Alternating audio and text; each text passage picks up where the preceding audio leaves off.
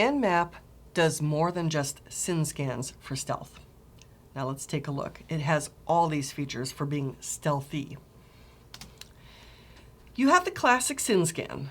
So the small s represents scan, and then the type is followed in a capital letter. So if you Nmap tac small s cap s and then some IP, this is just a regular stealth scan. You have the SYN flag raised, and the target responds with a SYN ACK, and you do not complete the handshake. You send a reset saying, just kidding.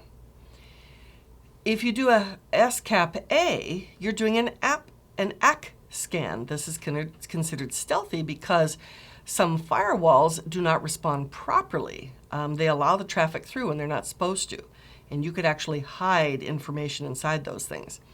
So we can use it to map out some firewall rule sets and determine if the firewall is stateful or not. And if you're not sure what a stateful firewall is, you need to go back and read up on that because you should know it from Network Plus. The small s cap n is no flags. It's a null scan. Totally abnormal for TCP. You need to have at least one flag, usually ACK, raised. And it often is used to sneak through a non-stateful firewall. Likewise, with a cap F, you're doing a fin scan to sneak through a non-stateful firewall, or a Christmas scan, that's a cap X. That's the fin push and urgent, and that also is used to quietly get through a non-stateful firewall. If you start with a cap P small n, you're saying no discovery. Assume that all hosts are online for a port scan. And you see this TAC P TAC right here. This means do all of them. We'll talk about that shortly. So this is useful if they have their firewalls up and they offer services, but they're not on the typical ports. So don't even bother doing a discovery. Just assume they're online and go. Now you can also do a what we call a blind port scan, an idle scan. This is a cap I, where you basically are bouncing your scan through something else, and you're watching to see if packet numbers are incrementing in their numbers. So there's a zombie, a middleman here. It's also called an idle scan, which is what that cap I is all about. So this middleman, you're using this middleman to obtain information about ports. So you have them, you send to something, but you're spoofing, and the target responds back to the zombie, and then you check the numbers on the zombie. So you say Nmap tac s cap I, tac large P small n, and then tac P tac just means do all ports. The address of the zombie, this could be an IP or a resolvable name, and then their actual target here. And then what you're doing is you're checking, Nmap is checking to see if these zombie numbers are incrementing, which tells us whether or not we're getting successful responses. You can also do an FTP bounce scan. Once upon a time, FTP has a number of commands, just like HTTP, and one of them is to open a connection to yet another FTP server and relay commands through it.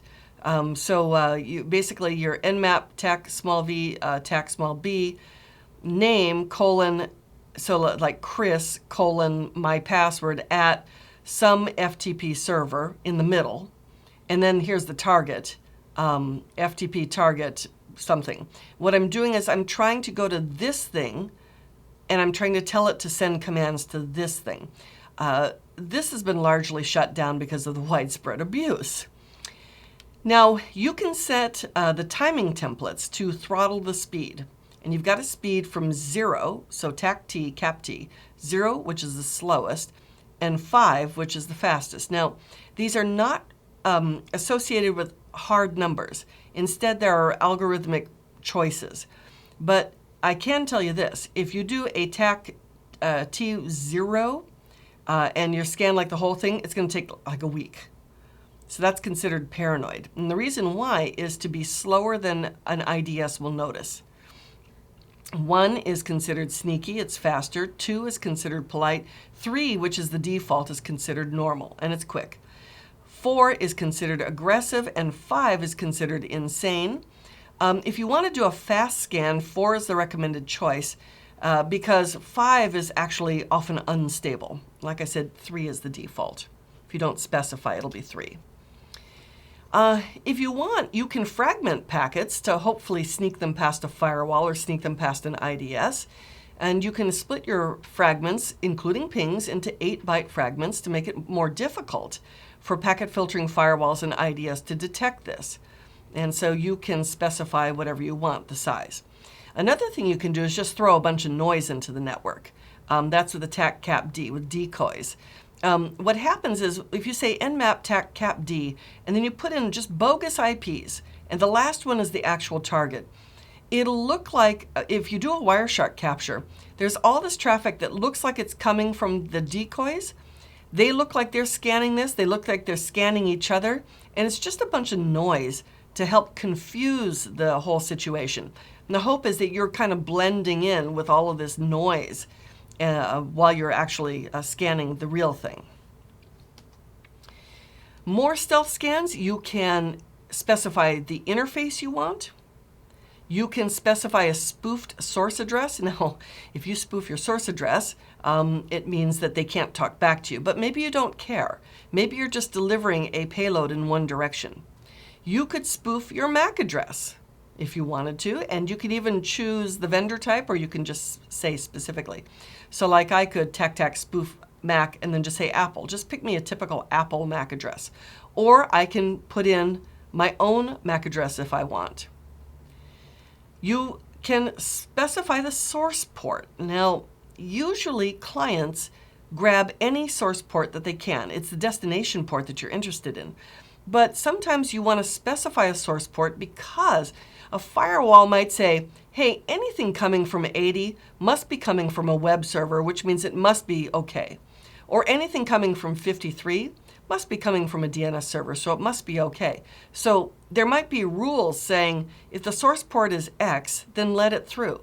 So that's why we can say what the source port is. You can also tell Nmap to randomize the order of the hosts being scanned. Actually, that is the default already.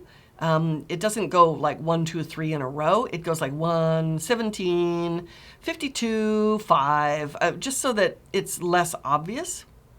You can also go through proxies. Now remember from Network Plus that a proxy is something that puts your session on hold and then opens a new session, and it goes and fetches stuff for you. So you can list proxies, including the port they're on. So in this example, I'm sending my session through 2 separate proxies. First this one, and then daisy chaining to that one, and they're even listening on different ports. So when they try to trace it back to me, they're stopped at this proxy. If they manage to get past this proxy, they're stopped at the next proxy. So it's particularly useful on the internet. This is what anonymizers do. So that is stealth scanning in Nmap.